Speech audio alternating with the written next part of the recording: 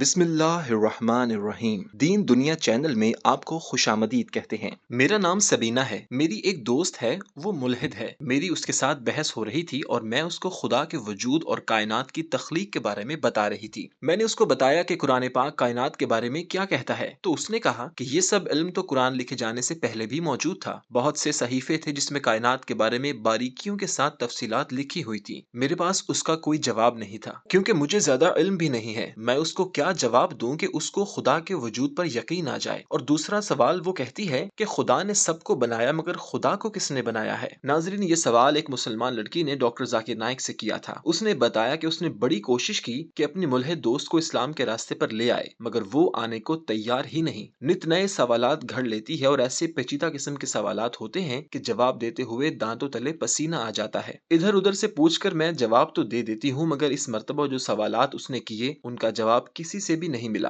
اس لیے میں بہت لمبا سفر کر کے آپ کے پاس آئی ہوں تاکہ ان سوالوں کے جوابات لے سکوں اور پھر اس کو جا کر بتاؤں۔ ڈاکٹر ذاکر نائک نے اس لڑکی کے دونوں سوالات کے انتہائی آسان اور سادہ لفظوں میں جواب دیے کہ ڈاکٹر ذاکر نائک کی بات ختم ہونے پر یہ شکریہ ادا کرتے ہوئے نہیں تھک رہی تھی۔ انگریزی زبان میں ہونے والی اس گفتگو کا اردو اور ہندی ترجمہ آخر تک ضرور سنیے گا، آپ کے بھی علم میں اضافہ ہوگا، اور ساتھ ہی ہمارا چینل سبسکرائب کر لیں تاکہ ایسی مزید ویڈیو سے آپ کو فائدہ ہو سکے۔ Assalamu alaikum, my name's Sabina. I have a friend, she's an atheist, and on our endless debates on the existence of God and all that we talk about, she has two claims, she makes two claims. When I pose her with the question of what the Quran says in terms of the existence of the universe and the world and how it states many facts, she turns around and she says, well, that knowledge was not just for the Quran, it actually existed before the Quran. There's scriptures, there is books before the Quran was even written, detailing information about the universe. So it's not just this knowledge that is superior to the Quran. What do I say back to that? Is she lying? Do scriptures exist? I mean, I have ignorance myself, but, is this knowledge, was this available before the Quran was written? And secondly, another claim she makes is that I give the analogy of, you have something in creation, who knows it? The creator will know about everything about it. And I talk about, if there is no God, how can we possibly exist? If you keep on going further and further and further and back, there's no end. And if there's no end, how do we exist? But then she says, well, from a religious point of view, you say, well, God is the end. Well, I say as an atheist, who says God is the end? Who created God? That's my question. Thank you. Doctor Zakir Naik نے اس بہن کو کہا کہ میں آپ کی دوست سے اتفاق کرتا ہوں، کائنات کے بارے میں بہت سی باتیں پہلے بھی کی جاتی تھیں اور لکھی بھی گئی تھیں مگر اس کو حقائق کا نام کبھی نہیں دیا گیا۔ حقائق وہ ہوتے ہیں جو ثابت ہو چکے ہوں، باقی سب افواہیں کہلاتی ہیں، ان کو سائنسی لحاظ سے ثابت نہیں کیا جا سکتا۔ مثال کے طور پر سورج کے بارے میں پہلے لوگ سمجھتے تھے کہ سورج گردش کرتا ہے، اور یہ یونانی تاریخ اور کچھ فلسفیانہ تاریخ میں بھی لکھا ہوا ہے۔ قرآن پاک میں لکھا ہے کہ زمین کی شکل بیضوی ہے، اور یونانی بھی یہ یقین کرتے تھے کہ زمین بیضوی ہے، گول نہیں، مگر کوئی ان پر یقین نہیں کرتا تھا۔ آج سائنس یونانیوں کی باتوں کو صحیح ثابت کر رہی ہے، یہاں تک کہ آپ کی دوست بالکل ٹھیک ہے، مگر آپ کی دوست اور اس جیسے لوگ یہ نہیں بتاتے کہ یونانیوں نے چند ایک صحیح باتوں کے علاوہ لا تعداد ایسے نظریے پیش کیے جو آج 100% جھوٹ ثابت ہو چکے ہیں۔ یونانی یہ بھی کہتے تھے کہ زمین کائنات کے بالکل درمیان میں ہے، یعنی یہ کائنات کا مرکز ہے، جو 100% غلط بات ہے۔ But for example, when the Quran speaks about the spherical shape of the earth, these Greeks, they believed that the earth was spherical, but no one believed in them. So certain facts, not all, a small percentage what the science has come to know today and what Quran mentions were told by people previously, but they failed to realize that the same Greeks mentioned 100 other things which were unscientific. The same Greek even mentioned that the earth was center of the universe, which is totally wrong.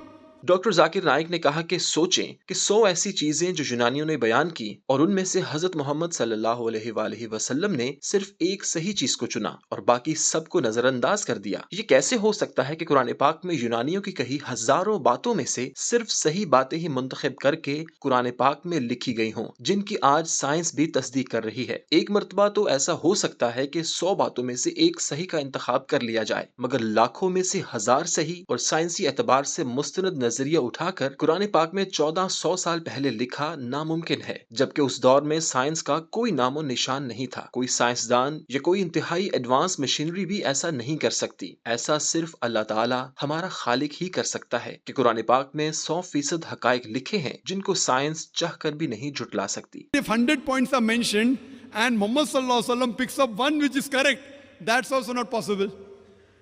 So I do agree with you, sister, that certain things were mentioned before science established as a fact today. But these things weren't established that time. And to say that out of the 100 false things they mention, if one thing is right, to pick up the one correct thing is again also not possible. Once it's possible, but not thousands of times, sister. Doctor Zakir Naik ने उस लड़की के दूसरे सवाल का जवाब दिया और कहा कि आपकी दोस्त ने पूछा कि खुदा को किसने बनाया, तो उसका जवाब देने का मेरा एक अपना तरीका है। आमतौर पर दावत और तबलीग करने वाले अपनी तरफ से कोई हिकमत अमली बनाते हैं जो उल्टा उन्हीं पर पड़ जाती है। वो कहते हैं कि हर चीज का एक खालिक है। मिसाल के तौर पर इस किताब का खालिक कौन है? जवाब देने वाला कहता है एक प्रिंटिंग प्रेस वाले ने। वो पूछते हैं कि प्रिंटिंग प्रेस वाले को किसने पैदा किया? जवाब देते हैं उसके वालिद ने। पूछते हैं कि उसके वालिद को किसने पैदा किया? जवाब मिलता है उसके दादा ने। फिर परदादा और लकड़ दादा और ये सिलसिला आहिस्ता आहिस्ता वो लेकर सवाल करने वाले को उस जगह ले आते हैं कि कायनात से पहले क्या था, किसने इसको बनाया, और आखिर में उससे कहते हैं कि ये सब बनाने वाला अल्लाह ताला है जो हर शय का खालिक है। मगर ये सवाल उन पर ही उल्टा पड़ जाता है जब सवाल करने वाला कहता कि तुमने खुद ही कहा था कि हर चीज का कोई खालिक होता है, तो फिर बताओ कि अल्लाह ताला का खालिक कौन है? नाउज़ुबिल्लाह। मेरा तरीका अलग है। मैं ये नहीं कहता कि हर चीज का खालिक है, मैं कहता हूँ कि हर तख्लीक की गई चीज का खालिक है। अल्लाह ताला हमारा खालिक है और तारीफ के एतबार से ही अल्लाह ताला तख्लीक नहीं बल्कि वो खालिक है। खालिक उसको कहा जाता है जिसको कोई नहीं बनाता बल्कि वो हर शय को बनाता है। डॉक्टर जाकिर नाइक ने उस लड़की से पूछा कि मुझे बताओ कि मेरा एक दोस्त है जिसका नाम जॉन है, उसको लेबर का दर्द हुआ, अस्पताल लेकर गए तो एक बच्चा पैदा हुआ। वो बच्चा लड़का है या लड़की? उस लड़की ने जवाब दिया कि मुझे कैसे पता होगा कि वो लड़का है या लड़की? जिस पर डॉक्टर साहब ने कहा कि एक मर्द बच्चे को पैदा ही नहीं कर सकता। तो ये सवाल पूछना कि पैदा होने वाला बच्चा लड़का है या लड़की बिल्कुल ही अकल से बाहर है। ऐसे ही अल्लाह ताला खालिक है और ये पूछना कि उसको किसने बनाया अकल के बाहर सवाल है, क्योंकि खालिक को कोई नहीं बनाता, खालिक सबकी तख्लीक करता है। But the John was admitted to the hospital. He gave birth to a baby. Was it a girl or a boy? Can you guess? You can't guess. Can anyone guess? How can a man have a baby? So to ask the question, he gave birth to a baby, was it a girl or a boy, is illogical.